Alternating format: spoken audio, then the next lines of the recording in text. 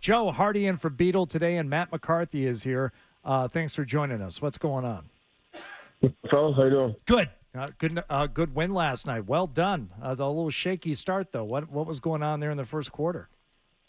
I think it's just a bunch of stuff. I think you have a Cavs team that had a tough back-to-back, and I think when teams are in a tough back-to-back, they come in and want to get off to a great start and try to fight through that fatigue with, like, high energy, high physicality.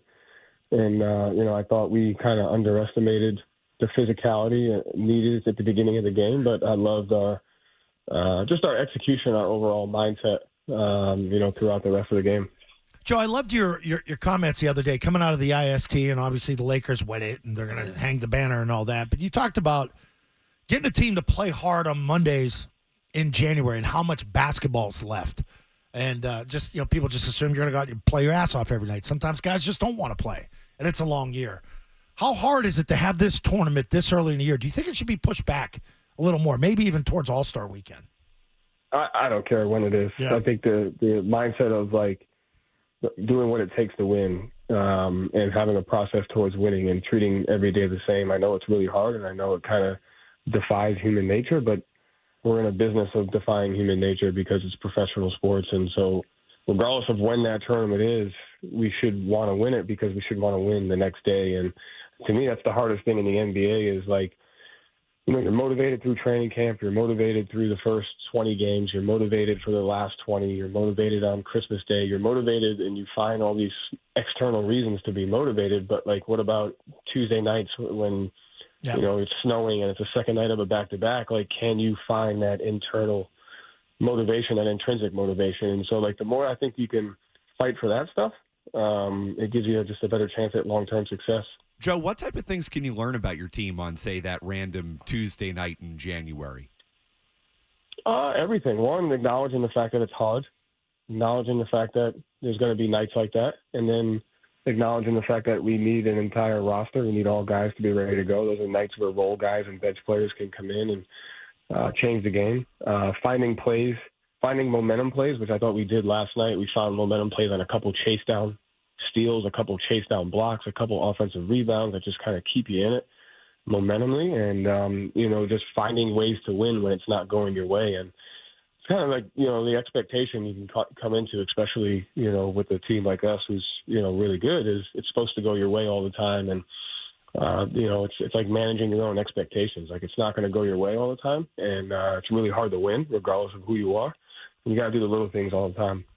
It wasn't going well for Porzingis last night at the beginning of the game, but another thing I really liked last night, and I think you spoke about it after the game too, Joe, was that Brown and Tatum both trusted him enough to get him the ball again in the second half when he finally started hitting some. And between timely shots from him and Tatum, it just seemed like it was a really well executed and I think a good example of trust in a player, Porzingis last night, who didn't have it going early on, but he just stuck with it, and Brown and Tatum stuck with it and trusted him to find it at the end, and they did together, and Porzingis especially.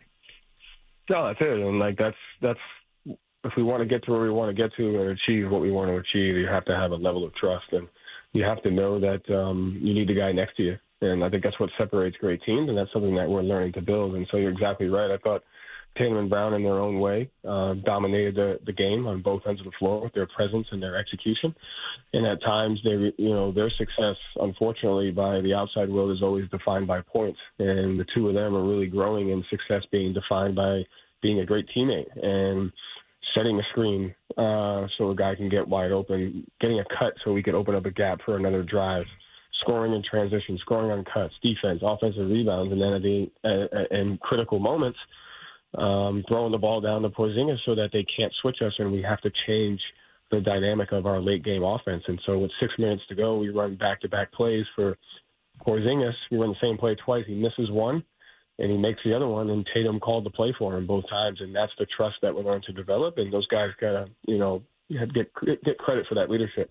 Hey, Joe, I know you guys are obviously one of the teams that are the hunted this year. When you got that target, every night's going to be tough. But I know the game was home last night. But when you play road games like in Cleveland, they give you a tough time. We saw Indy played you guys.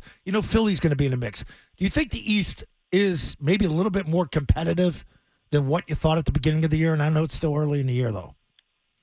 Yeah, I mean, I can be honest with you. I didn't put any thought into how competitive the league was going to be. I just know it's really hard. And so I think with a team that has a chance like us, you have to have a level of humility, and it's not like thinking of yourself less. It's like we know we're really good, but we know we can be beaten by anybody at any time if we don't do the little things and if we don't do the things that lead to winning. And so it's just, regardless of who you're playing, we can't have the expectation of we're supposed to beat this team or this game is supposed to go this way. We have to go into it saying, when we're at our best, this is what we do, and at any point in time, we could lose to anybody if we don't do those things.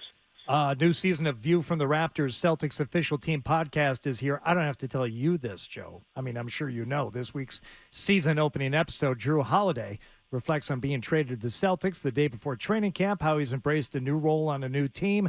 Connect to inside Celtics stories like you never have before. This podcast is for you. New episodes of View from the Rafters drop on Tuesday, Apple Podcasts, Spotify. Full videos every Wednesday on the Celtics YouTube channel. You seem like a big Christmas guy, Joe. I think we asked you this in years past. Are you ready? Is the house ready? Are you ready for Christmas? I mean, I like what, Christmas for me from a faith standpoint and the story of it and Advent and the weeks leading up to it. I think that's really cool. I love playing on Christmas Day. Not big into Christmas music, though. Oh, Joe. Come on. I just can't get into it. Okay, Nothing? that's fine. No, that's fine. How about the Christmas movies? Oh, Home Alone. See? Barely a Christmas movie, Joe. Joe, do you know that there was they did a study on the top 5 Christmas movies? Hold on a second. Home Alone's a Christmas movie. It's a home invasion movie. Home Alone is like one of the top 3 Christmas It's movies. a child endangerment home invasion movie, Joe. It's not a Christmas movie. That's a Christmas movie. It's totally a Christmas movie. Such a Christmas movie. It takes both place of them. Home Alone 2 is better. Could Oh, the one in New York, I like it too because of the plaza. Yeah. okay. Yeah. Well, But just the stunts are better. Like the trickery that he uses is better in the second one. Sticky Bandits. yeah. Well, He's more experienced by that point. it also plays into Yeah, Zoe's. and much more attention to detail. Has more room to work with. Better prepared. That one's great.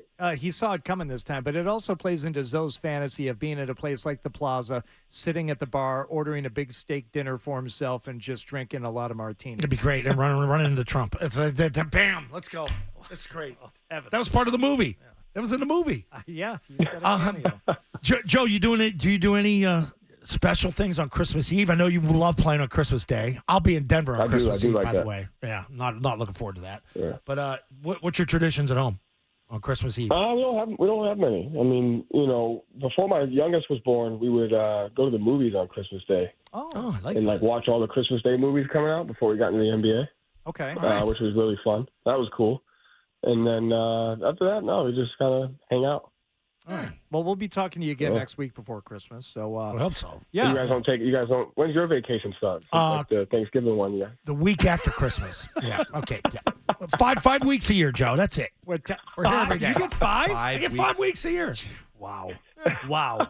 Hey, restaurant in Warwick, Rhode Island, Vonda, big time. What, spell Guys that? gotta go. Yeah, spell it, please. Vanda.